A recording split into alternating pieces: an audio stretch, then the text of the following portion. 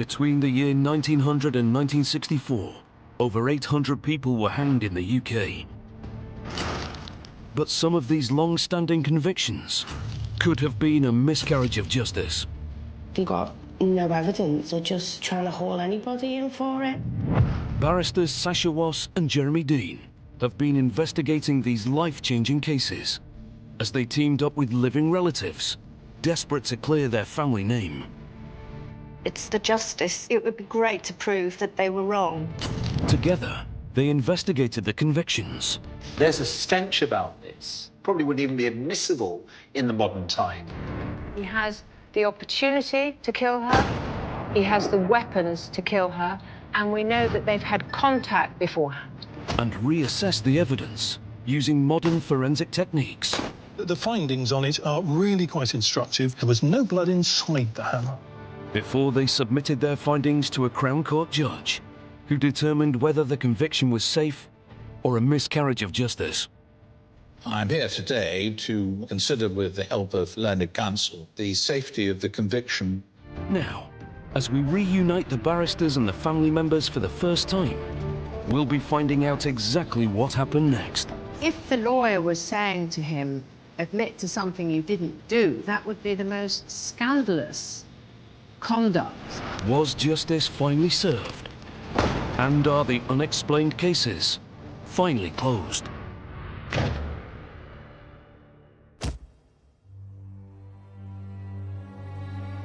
Today, Jeremy and Sasha are reopening the casebook on a crime that shocked a local community. A young woman, Ruby Keane, strangled to death on a secluded lane. And her ex-lover, Leslie Stone, who hanged for her murder. Well, Jeremy, what was astonishing about this case was the way that Leslie Stone changed his account from a complete denial of being present at the scene of Ruby's death to actually admitting not only that he was there, but explaining how it was that she came to be on the ground. I agree, Sasha, that the change of account is a notable feature of the case, and I've always been troubled about the circumstances in which Leslie Stone came to alter what he had to say so radically by the time he gave evidence. It's a remarkable feature of this case that there was good evidence that not long before Leslie Stone is said to have launched this vicious attack on Ruby Keane, they were heard to be laughing and joking together, and that doesn't sit well with him having murdered her in the way the prosecution alleged. Later, the barristers will be catching up with Leslie Stone's relatives, Mary and Rose, to find out what's happened since the judgment. But first, a reminder of the facts of this case. In the early hours of Sunday, the 12th of April 1937, in Leighton Buzzard, along a local lover's lane, a railway workman, on his way to start his shift, discovered the partially naked body of a young adult female. The victim was quickly identified as 23-year-old Ruby Keane. The popular local woman had been strangled with her own scarf. Her clothes were ripped from the front, sparking suspicion of sexual assault. Ruby had been due to marry her fiancé, Police Constable Patrick Smith, in the summer, but she'd spent much of that Sunday evening drinking with her ex-boyfriend, Leslie George Stone. Stone quickly came forward to the police seeking to clear himself of any wrongdoing. However, further police investigation seemed to contradict his story, heaping further suspicion upon the young man. On the evening of the 14th of April, he was charged with the murder of Ruby Keane. After a 2-day trial, where Stone's account of the night dramatically changed, he was found guilty of murder. On the 13th of August 1937 at Pentonville Prison, he was hanged until dead. That was in his army Bible. Now, more than 80 years on from those terrible events, Stone's nieces, Mary and her sister Rose, have many questions. I would like to be sure that Leslie had a fair trial. I feel I can rest then. They would especially like to get to the truth for the sake of their mother, Leslie Stone's sister. She never ever celebrated her birthday, and we could never understand why until we found out what had happened. And he was actually executed on her birthday. So, Mary and Rose have come to meet the barristers, who will help them find out if their uncle was the victim of a miscarriage of justice. They will scrutinise every inch of Stone's case, I'm Mary. I'm Rose. searching for any new evidence that can shed light on this horrific crime. Clearly, you feel strongly enough about it to want to get justice for it Yes. all these years later. Or at least to know that everything was done at the time that could have been done. OK, well, we've got a lot of work to do on the case. Yeah. So we'll keep you updated. Thank you very much.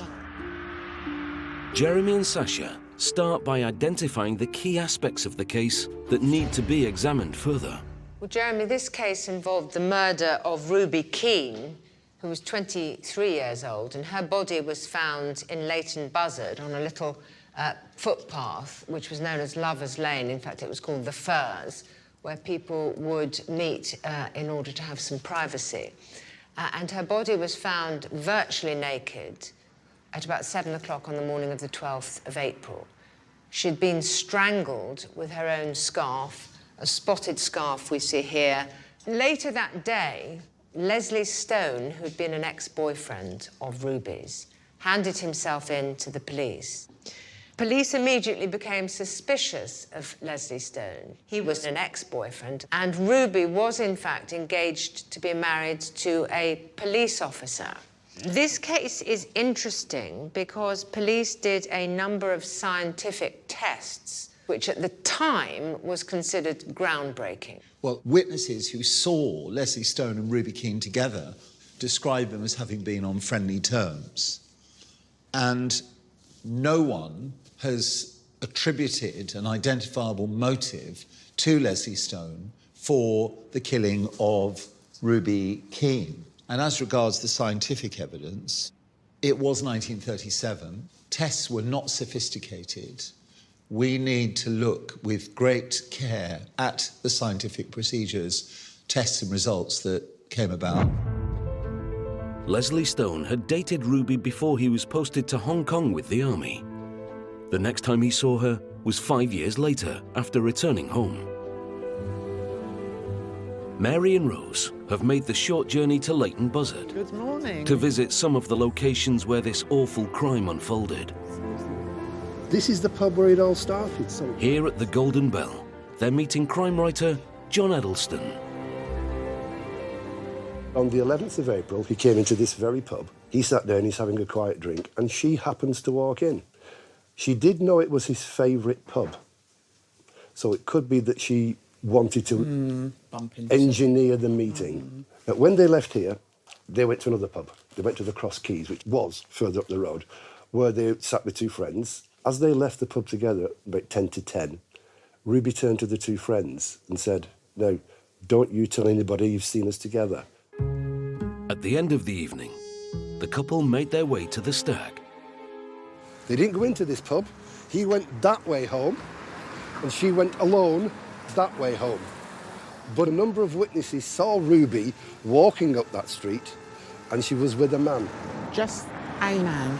At this stage, lots of people identified Ruby, but they didn't know the man she was with.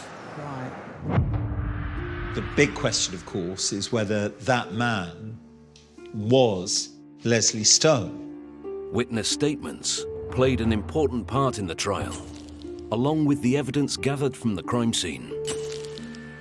There were some footprints, and around the body there were indentations, whether they were caused by a knee or a heel, but the police suggested that those indentations were associated with the person who attacked Ruby. And there was also a thread belonging to Ruby Keane's dress, which was found on Leslie Stone's jacket.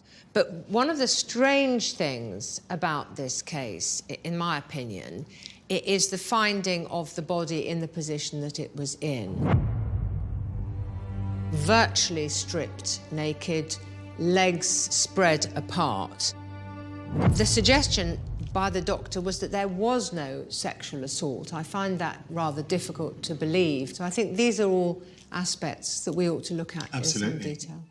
John has brought Mary and Rose to the scene of the crime. Her body was right in the middle of this dirt track, this pathway, And that's the shot of the police looking for clues. It's quite spooky to be here. I feel as if I'm a bit cold being here, as if there's a presence. We have witnesses who put Leslie Stone and Ruby Keane together in the various public houses. What I want to see is whether any witness puts the two of them together in an area beyond the Stag public house, i.e. in an area which would contradict the account that Leslie Stone gave to the police. And it's always helpful to have scientific evidence which may confirm the presence of the accused at a scene of a murder. I would be very interested to see whether such evidence exists in this case. Amazingly, forensic items from the crime scene are still kept at the Metropolitan Police's Crime Museum. The barristers have asked leading modern-day forensic expert Jen Guest to go and examine them, with the help of the museum's curator, Paul Bickley. What will she make of the findings and conclusions of the forensic expert on the case 80 years ago, Dr. Roach Lynch? The murder weapon first then. Gosh. First to be looked at is Ruby's scarf, which the prosecution concluded was used to strangle her.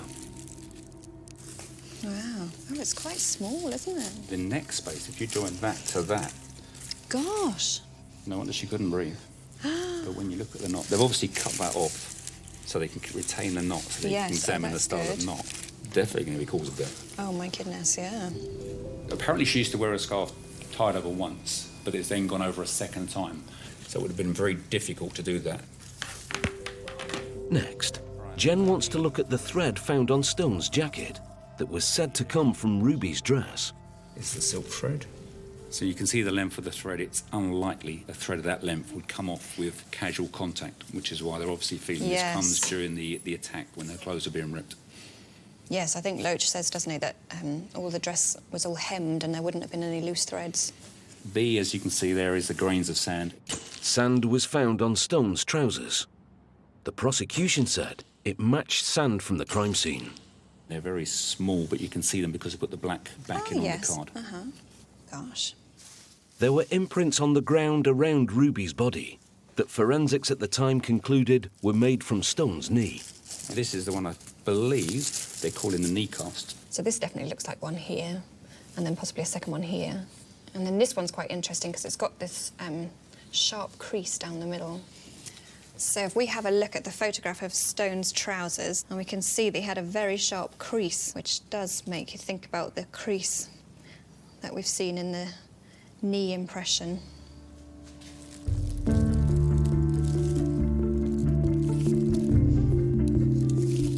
I'll take my findings back to the barristers and explain to them what we've seen today. Have a think about whether there was really enough detail in them to have been able to draw the conclusions that were drawn at the time.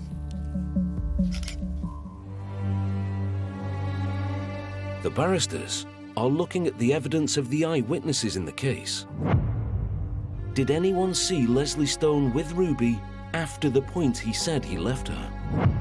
According to Leslie Stone, the two of them walked up towards the Stag together, and at that stage, according to what Leslie Stone said, they parted company. So what I think is important in this case is whether anybody saw Ruby walking up Plantation Road. And what we have, first of all, a witness saw Ruby with a man who she did not recognise walking past her house. But it was more than that, because further up Plantation Road, Ruby is seen again by two other witnesses holding the arm of an unknown man. In fact, both were asked to attend an identification parade and made a positive identification of Leslie Stone. However, one local man, Cyril Tucker, who was out for a walk with his wife that night, threw up the possibility that the man Ruby was with was her fiancé, P.C. Patrick Smith. I don't know if you've ever seen a picture of Constable Smith. No. That's the gentleman there. In fact, we have two pictures taken at different times. That's Constable Smith as well. No, God. They do look alike. Yeah. Similar build, Yeah. similar height. You could easily mistake them for each other. Yeah. Jeremy is looking into whether this sighting was taken seriously. Should P.C. Smith have been considered a potential alternative suspect? There seems to have been a failure to properly investigate P.C. Smith's alibi, because in his statement, he said he was picked up at about 6:15 by another police constable, went about his duties, and eventually arrived home. He said that his landlady, Mrs. J, was there, and her mother-in-law, Mrs. Chapman. Now, no statements were taken from any of the ladies. That is a blanket failure by the police to investigate P.C. Smith's alibi. Jeremy is not convinced the witness evidence can categorically put Stone with Ruby at the time of her death. So he's called Jen Guest back to get her view of the forensic evidence. Did it link Stone to the scene of the crime? The fibre, I think, is really interesting because this is the only fibre that's found that links Stone to Ruby Keane. Yes. The question is, how did it get there? Yes. The forensic expert at the time, Dr. Lynch, examined both Ruby's and Stone's clothing in his lab after they were delivered to him from the investigators in 2 separate packages. He describes how he opens the parcel containing the suspect's clothing, first of all, looks at them briefly but doesn't do a detailed analysis, and then wraps them back up again. And then a few days later, he says he takes out the victim's clothing and the suspect's clothing again. And he says he keeps them separate, but he still opened them at the same time on the same day. And now he says that he sees this fibre on Stone's clothing, which he says he didn't notice before, but he thinks it's just got moved around inside the parcel. The other one we've got here is the particles of sand. So they were recovered from the knees of Stone's trousers, which I think they describe as looking like they'd been heavily brushed. And they go on to analyse this sand, and they compare it to some samples that were taken from the crime scene, the quarry that Stone worked in, and then various locations in the area. The sand perhaps doesn't help us massively because of the fact that it could have come from either location. Yeah.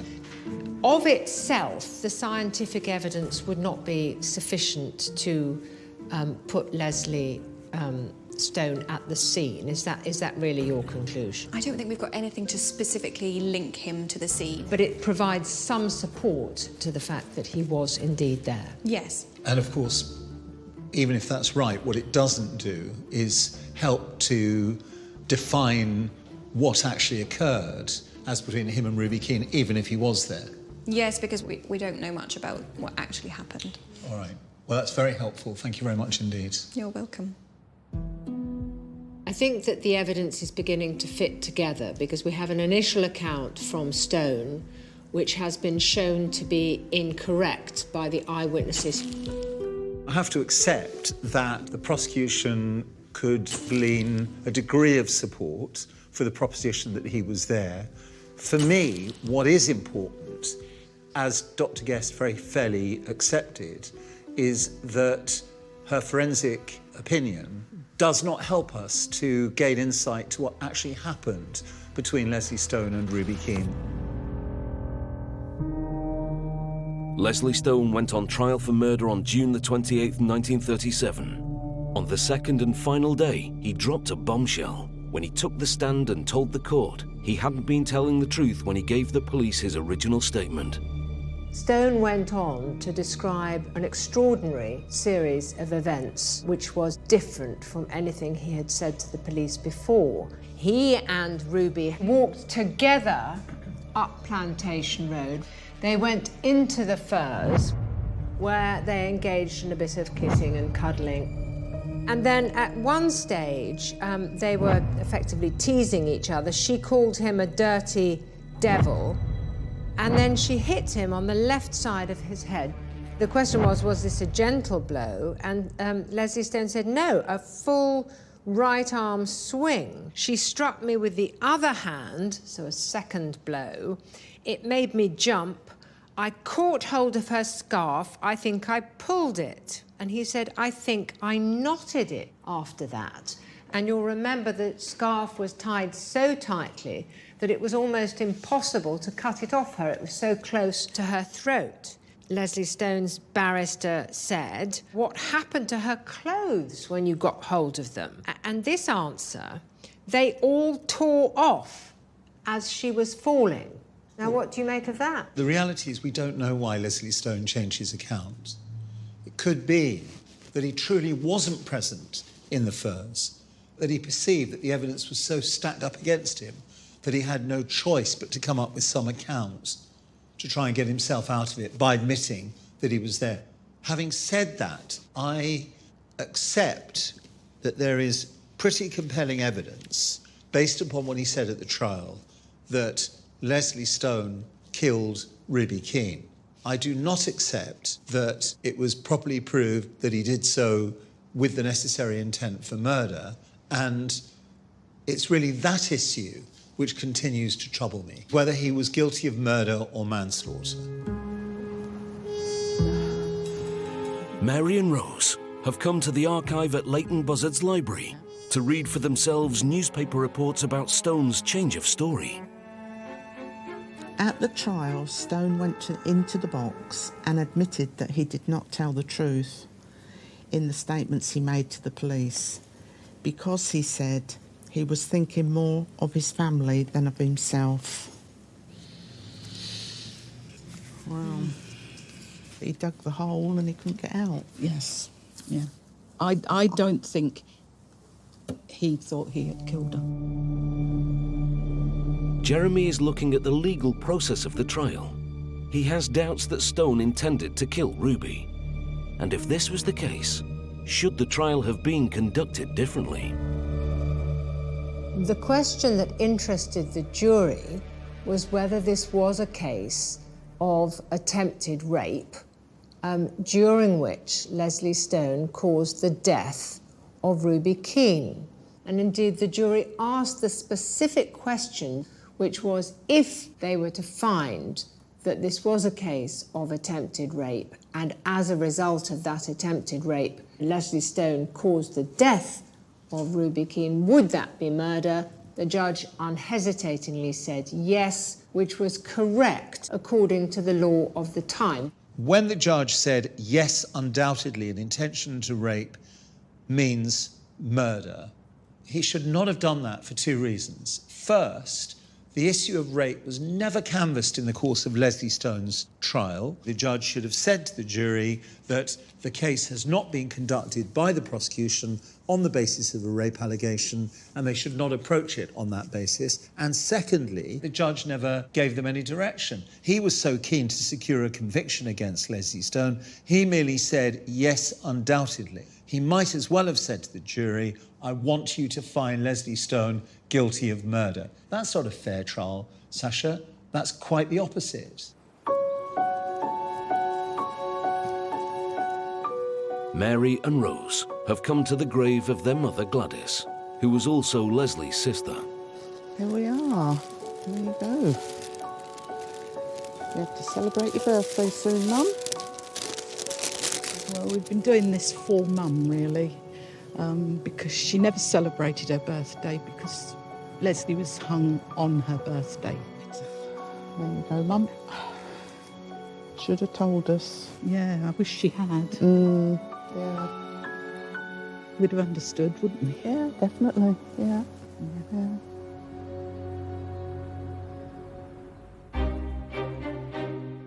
It's time for Jeremy and Sasha to give their final submissions to the judge, after which he will give his verdict on whether Stone's conviction was safe.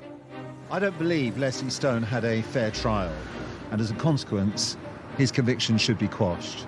Interestingly, the case involved the defendant's own evidence being the most damaging part of the case against him. So I look forward to hearing what Jeremy has to say about that. It's an important day for Mary and Rose. It's a chance of creating a different ending to the life and death of their Uncle Leslie Stone. Well, it's Judgment Day. The hearing is about to start, so if you'd like to follow me. Thank you very much. Thank you. Judge Radford has many years' experience. He will decide whether the original verdict in this case was the correct outcome. Please sit. Now, Mr. Dean, would you like to commence by making your submission? Yes, certainly, Your Honour. It's my submission that Leslie Stone's conviction for murder is unsafe, that the proper verdict in his case ought to have been one of manslaughter. The basis upon which I advance my submission is that Mr. Stone's trial was fundamentally unfair by reason of the conduct of the trial judge. There are two aspects to my argument. First is that the judge's summing up was bias. The judge made comments to the jury saying, you're being invited to accept an 11th hour story of a person who has shown himself so clever beforehand in the fabrication of false statements.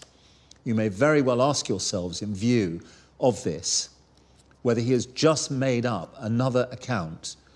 And you may ask yourselves, is there any part of this story of which we can trust? And the judge said, who has ever heard of a person being provoked by a blow or a slap into strangling a person? Comments clearly designed to and liable to prejudice the jury against Mr. Stone. So it's my submission that the judge expressed personal opinions. He left the jury with little choice but to disbelieve Mr. Stone and to find him guilty of murder. The second point is a misdirection of a fundamental nature. When the jury were in retirement, they sent a note asking the judge the following question: if as a result of an intention to commit rape, a girl is killed, although there was no intention to kill her, is the man guilty of murder?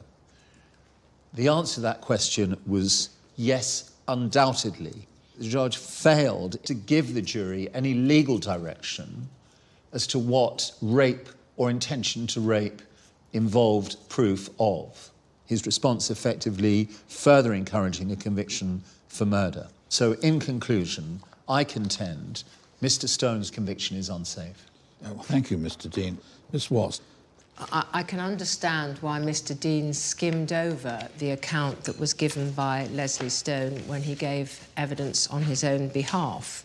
He accepted for the first time that he had been with Ruby Keane in the Firs. He went on saying the clothes tore off her, as if he was not responsible for that. After she had fallen, Leslie Stone said he was kneeling between her legs. Now, the law at the time was that if the jury were satisfied that Leslie Stone intended to commit rape, and if he caused the death of Ruby Keane in the process, then he would be guilty of murder. So when the jury note came and it was answered correct, undoubtedly, that was precisely a true reflection of the law at the time. Your Honour, we have also considered in detail the summing up. There is no doubt that the Lord Chief Justice's comments were extremely unfortunate. However, on the law, the learned trial judge gave entirely correct directions to the jury, and we say there is no basis for suggesting that the conviction of murder in his case was unsafe. Thank you, Ms. Watts. If you'd be kind enough to leave me to reflect upon those matters, I'll notify you when I'm ready to give my view. Thank you. Jeremy has put his argument forward, but will Judge Radford agree with him that the original judge was biased and rape should not have been a consideration in this case? Should the true verdict have been manslaughter, carrying a sentence that would have saved Leslie Stone from the gallows? The judge has called them in for his final verdict.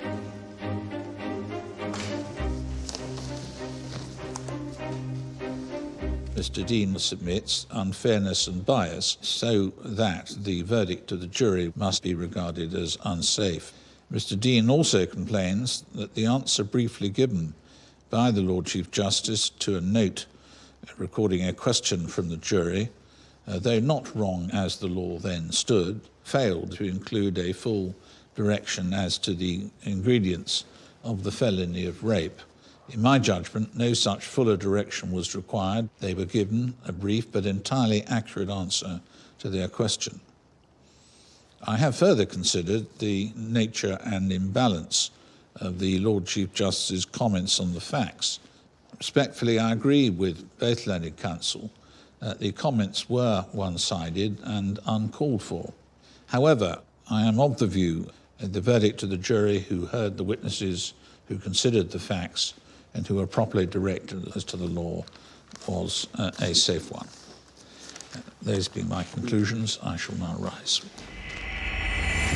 Today, after reviewing the facts, will Sasha and Jeremy find fault with Judge Radford's decision? Jeremy, I wasn't altogether surprised at the judgment of Leslie Stone. His account in the witness box was, frankly, ludicrous. In effect, Leslie Stone convicted himself by his own account.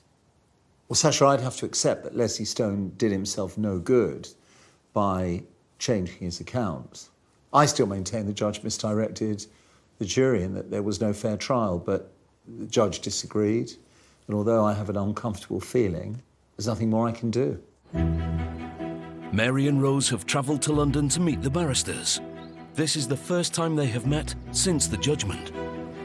At that time, I thought that Leslie had done it, but it was manslaughter. Now, I think it's totally different. Hi, nice to see you again. Hello, lovely to see you. Great to see you. Hello, Jeremy. Hello, Jeremy. Thank you very much for coming. What's been happening since we last met? We met with Sarah Jacob, who's a forensic scientist. She deals with footprints, yes, and things like that. Go again. An important aspect in the case against Leslie Stone was forensic evidence used by the prosecution to tie him to the scene of the crime. Mary and Rose have enlisted the help of forensic expert Dr. Sarah Jacob in the hope she can undermine this evidence. So this is the crime scene here? Yes, yeah, and this is where Ruby was found. So it's my understanding that at the time of this case, forensic science was in its infancy.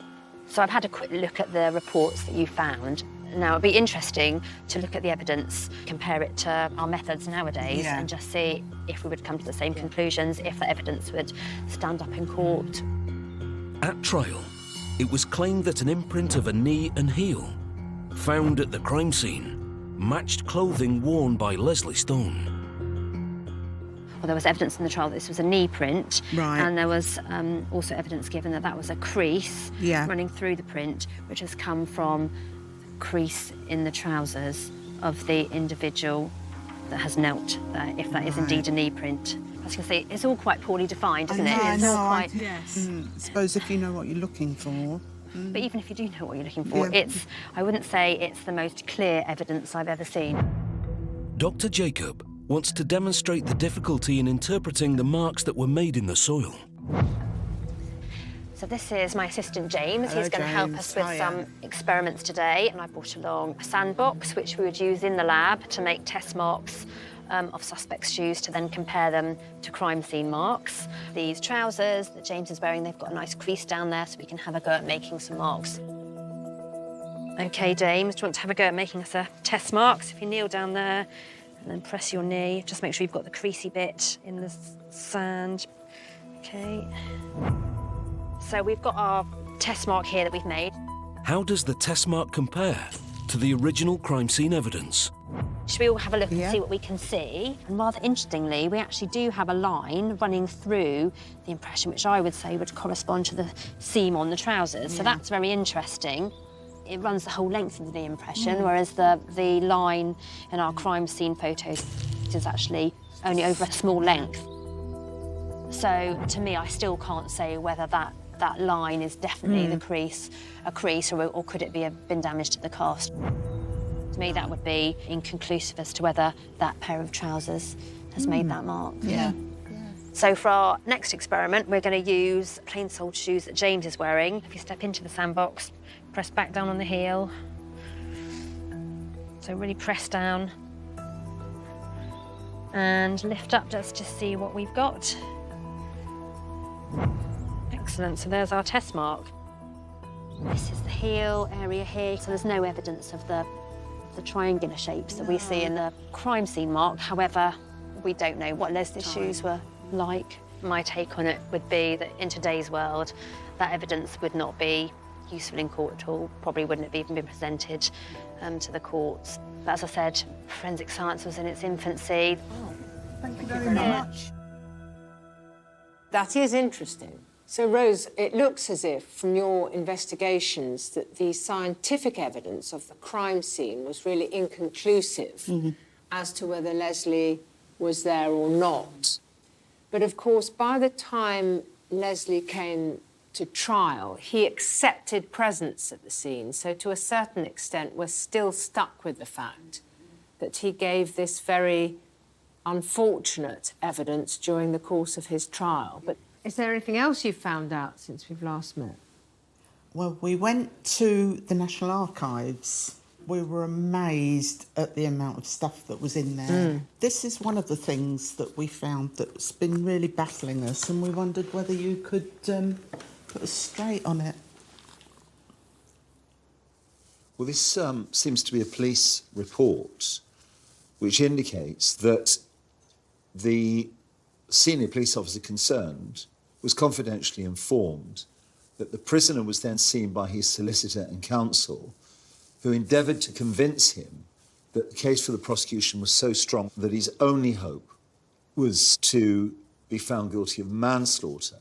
Leslie Stone was advised that unless he admitted presence and involvement in the death, he would inevitably be found guilty of willful murder. That is interesting. It is extraordinary because what goes on between a lawyer and his or her client is completely confidential. Right. That's what we thought. And you certainly don't go and tell a police officer in the case what you've advised your client or what your client has told you. That would be the most extraordinary misconduct by the lawyer.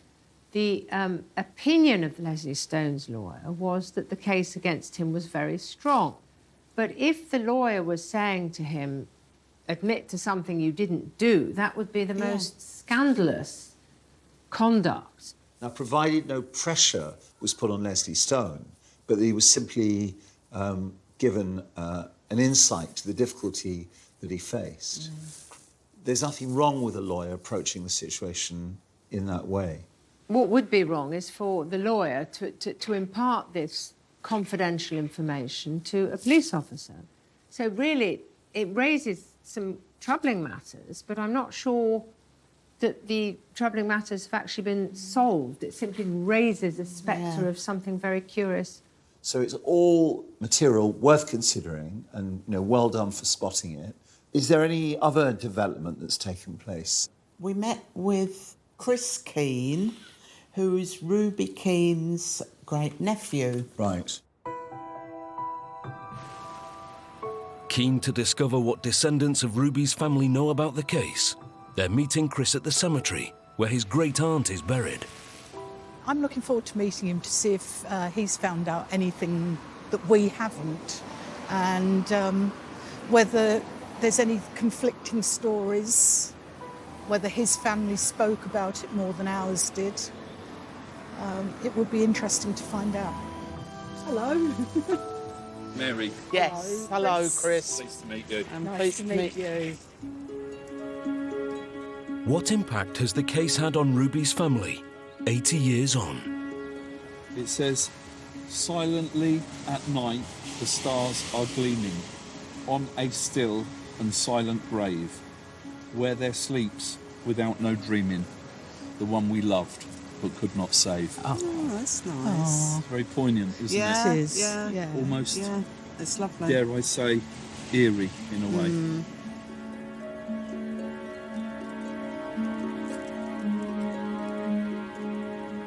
How did it impact your family?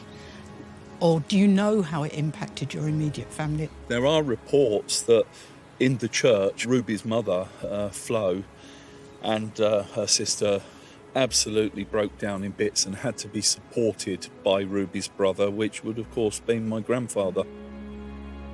So how did you first find out Chris? I think I was about 13 or 14 years old and was made aware from family conversation that there was this hidden secret, this tragedy, but it was something that wasn't spoken about as a child. But being a curious child that I was, I wanted to find out more.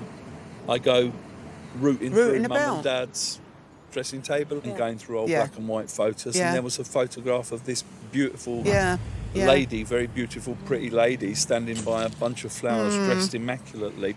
And when asking who it was put that back, and no one really wanted to discuss the inner detail, which of course I understand. I had heard the name Leslie Stone, obviously being synonymous with my great aunt's murder, and that he had throttled her with her scarf. First of all, he said he wasn't there with her at all, which didn't do him any favours. Then he did change it. He changed it at the last minute, didn't he? Yeah. And it was his counsel and solicitors that advised him to also say that he was with the girl. They told him that the jury would probably look on it more leniently. I find it absolutely staggering that Leslie Stone's own lawyer would instruct him as to what evidence to give. Yeah, that's absolutely staggering, if true. I think it went really well because he was open to what we've told him. He was a bit worried about us, I think, that, how we would be with him or how we would take things, but it was a long time ago and he didn't know Ruby, we didn't know Leslie, so I think it went well. So that sounds fascinating and obviously a really good opportunity to discuss the case with one of Ruby Keane's descendants. Did he express the view that Leslie Stone was correctly found guilty of murder? Was that his opinion? He said to me that he thought that it was the right verdict. And did you disagree with him? Yes. Well, you've obviously been very busy looking even further into the background of Leslie Stone's case. The answer to this question might be perfectly obvious, but is it case closed? No. It's not over yet, because we're still going to delve into it. Well, we wish you both the very best of luck in your further investigations, and nice to see you again. Thank you very much. Thank you very much indeed. It feels really good now to be able to discuss it, not just between ourselves, but with other people as well. Yeah. Because we've had so many people say, "Oh, I've seen the programme, and we don't think he did it." Yeah. I still think there are a lot more questions. Yeah. We'll find the answers.